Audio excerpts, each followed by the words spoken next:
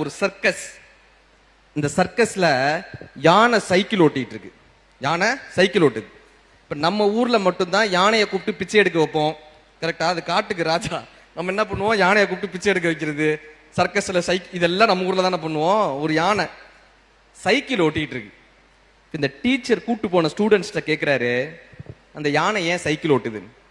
இன்னொரு மைக் இருக்கா sir? Cordless மைக்கு sir, mic இருக்கா? வச்சுக்கோங்க, ரெடியா வச்சுக்கோங்க. ஓகே. அந்த ஸ்கூல்ல அந்த சார் கேட்கிறாரு, இந்த யானை ஏன் சைக்கிள் ஓட்டுது?